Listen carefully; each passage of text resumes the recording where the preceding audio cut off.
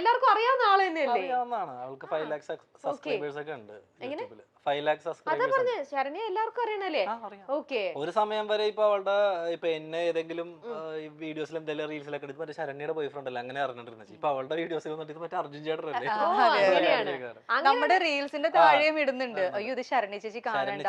പക്ഷെ ചാരു എന്നാണ് ഇവള് വിളിക്കുന്നത്, ഞാനും. അപ്പൊ ഞങ്ങളുടെ കൂടെ ഒക്കെ വന്നിട്ട് ഔട്ടിങ്ങിന് വന്നിട്ട് ഭയങ്കര ഫ്രണ്ട്ലി ആണ് ചാരു.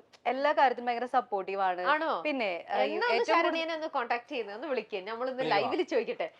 ശരണ്യയുടെ പെർമിഷൻ കിട്ടിയിട്ടാണോ ഇങ്ങനെ ഒരു സീരിയലൊക്കെ അഭിനയിച്ചത്, അതോ ശരണ്യനെ കൺവിൻസ് ചെയ്തോ? ചോദിക്കട്ടെ, സത്യാവസ്ഥ എന്താണെന്ന് ചോദിക്കാം. അവൻ അങ്ങനെയാ പറഞ്ഞത്, നമുക്കറിയാം.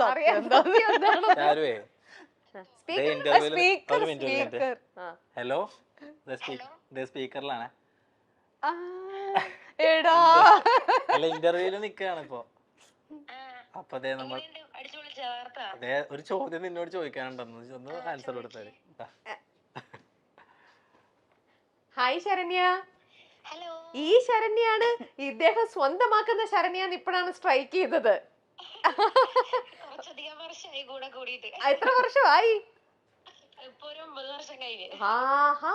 അപ്പൊ പരസ്പരം നന്നായിട്ട് മനസ്സിലാക്കിയിട്ടുണ്ട്, എല്ലാം അറിയാം അല്ലേ?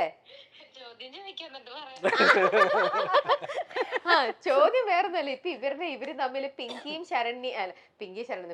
അർജുനും തമ്മിലുള്ള ഇഷ്ടമാണ് ഇപ്പൊ പ്രേക്ഷകർക്ക് ഏറ്റവും കൂടുതൽ ഇഷ്ടം. അവരുടെ ഫസ്റ്റ് അതെ അല്ല, അപ്പൊ ഇത്തരത്തില് ഞാൻ അർജുന്റെ അടുത്ത് ചോദിക്കായിരുന്നു, ശരണ്യന്റെ അടുത്ത് പെർമിഷൻ എടുത്തിട്ടാണോ ഇങ്ങനെയൊക്കെ സീനൊക്കെ അഭിനയിക്കാൻ പോകുമ്പോ എങ്ങനെ പെർമിഷൻ എടുക്കുവോന്ന്. അപ്പൊ പറഞ്ഞു ഫുൾ ഗ്രീൻ സിഗ്നൽ കിട്ടിന്ന് പറഞ്ഞു.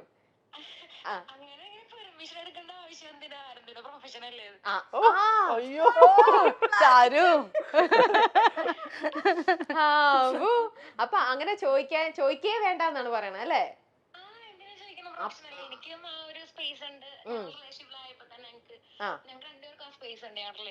അപ്പൊ അർജുൻ ഇനി ചോദിക്കേ വേണ്ട, അർജുൻ ഇവിടെ നിന്നിട്ട് ഇതാവുമായിരുന്നു. അവൾ അന്ന് സമ്മതിച്ചു, ഇതിപ്പോ എങ്ങനെയാണ് എന്ന് ശരിയായില്ല, എനിക്ക് റൊമാൻസ് തന്നില്ല, മോട്ടിവേറ്റ് ചെയ്യപ്പോ അങ്ങനെ ചെയ്യും ഇങ്ങനെ ചെയ്യുന്നൊക്കെ പറഞ്ഞിട്ട്. പിങ്കിയും അത് തന്നെ പറയായിരുന്നു, എന്നിൽ ശരണ്യനെ കാണൂ, അപ്പോൾ എനിക്ക് സ്നേഹിക്കാൻ പറ്റും എന്നൊക്കെ. ഇങ്ങനെയൊക്കെ കുറെ കാര്യങ്ങൾ ഇവിടെ നമ്മൾ സംസാരിക്കായിരുന്നേ, അതുകൊണ്ടാണ് അങ്ങനെ ചോദിച്ചത്. ഓക്കെ ശരണ്യ, വീട്ടിലാണോ? ഓ ഓക്കെ ഓക്കെ. അപ്പൊ എന്നാ ശരി, ക്യാരി ഓൺ, കാണാം കേട്ടോ. ഓക്കെ ശരി ശരി. ഓക്കെ.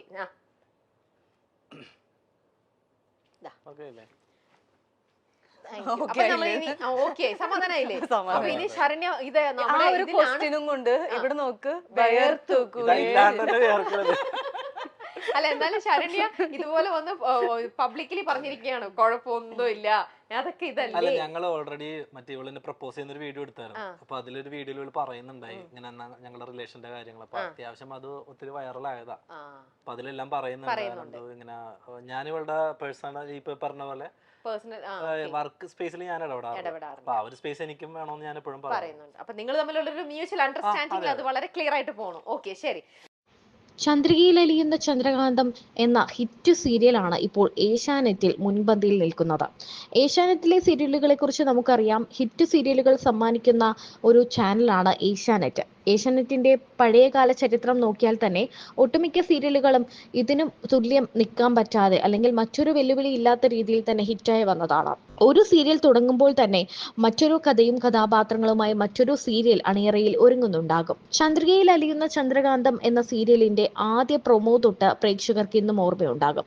ആദ്യമൊക്കെ വളരെ ഇൻട്രസ്റ്റിംഗ് ആയിട്ട് തുടങ്ങിയ ഒരു സീരിയലായിരുന്നു. എന്നാൽ പിന്നീട് ഇടയ്ക്ക് വെച്ച് സീരിയൽ വലിയ രീതിയിൽ ഡൗൺ ആയി പോയിരുന്ന ഒരു കാഴ്ചയാണ് നമ്മൾ കണ്ടത്. പിന്നീട് അർജുൻ എന്ന കഥാപാത്രം തിരികെ എത്തിയതോടെയാണ് സീരിയൽ പിന്നെയും തിരിച്ച് ലെവലിലേക്ക് മാറി വന്നത്. ഇതിനിടയ്ക്ക് സീരിയലിലെ പ്രധാന കഥാപാത്രമായ നന്ദയുടെ വിവാഹം ഉറപ്പിക്കുകയും പിന്നീട് അർജുൻ എന്ന കഥാപാത്രം വിവാഹിതനാവുകയും ഒക്കെ ചെയ്തിരുന്നു. ഈ വിവാഹങ്ങളൊക്കെ സോഷ്യൽ മീഡിയയിൽ വളരെയേറെ ഏറ്റെടുക്കുകയും ചെയ്തതാണ്. അർജുൻ എന്ന കഥാപാത്രം തന്നെയാണ് സീരിയലിനെ ഒരു പകുതിക്ക് ശേഷം മുന്നോട്ട് കൊണ്ടുപോയത് എന്ന് പറയാം. അർജുൻ ഇപ്പോൾ വിവാഹിതനാണ്. യൂട്യൂബറും ഫാഷൻ ഡിസൈനറും ഫാഷൻ ഐക്കണും മോഡലും ഒക്കെയായ ശരണ്യ നന്ദകുമാറാണ് അർജുന്റെ ഭാര്യ. ഇരുവരും തമ്മിൽ വലിയ അണ്ടർസ്റ്റാൻഡിങ്ങിലാണ് എന്നാണ് പറയുന്നത്.